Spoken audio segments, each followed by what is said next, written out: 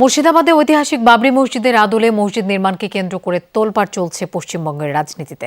শনিবার অযোধ্যার বাবরি মসজিদ ধ্বংসের ৩৩ বছর পূর্তির দিনেই এর ভিত্তিপ্রস্তর স্থাপন করেন বিধায়ক হুমায়ুন কবির। এদিকে রোববার কলকাতার প্যারেড গ্রাউন্ডে পাল্টা গীতাপাঠ কর্মসূচির ঘোষণা দিয়েছে একটি হিন্দুত্ববাদী সংগঠন। কলকাতা থেকে সহকর্মী সুকান্ত চট্টোপাধ্যায়ের পাঠানো তথ্য ও চিত্রে বিস্তারিত দেখুন।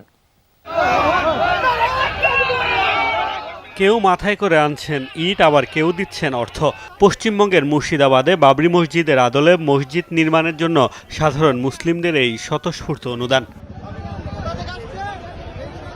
1992 সালের 6 ডিসেম্বর উগ্র হিন্দুত্ববাদীরা ন্যাক্কারজনকভাবে ভেঙে ফেলে অযোধ্যার বাবরি মসজিদ। 33 বছর পর সেই একই দিনে পশ্চিমবঙ্গের মুর্শিদাবাদে একই নামে মসজিদের ভিত্তিপ্রস্তর স্থাপন করা হয়েছে।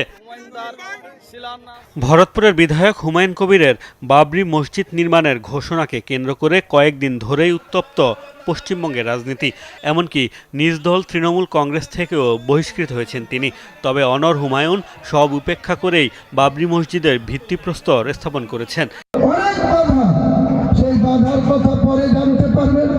দিনের পর দিন যখন এই কাজ শুরু চলবে, আমি আজকে আবার আপনাদের কাছে ঘোষণা করছি, বাবরি মসজিদ নির্মাণ হবে, কোনো শক্তি আটকাতে পারবে না।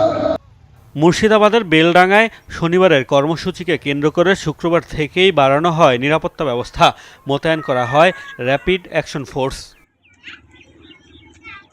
বিজেপির দাবি তার দল মসজিদ নির্মাণের বিপক্ষে নয়, তাদের আপত্তি নামকরণ নিয়ে।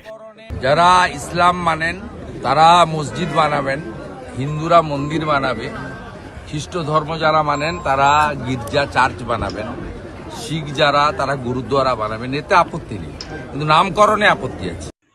এদিকে বাবরি মসজিদের ভিত্তিপ্রস্তর স্থাপনের পাল্টা পদক্ষেপ হিসেবে রবিবার কলকাতার প্যারেড গ্রাউন্ডে গীতাপাঠ কর্মসূচি ঘোষণা করেছে সনাতন সংস্কৃতি সংসদ নামের একটি হিন্দুত্ববাদী সংগঠন।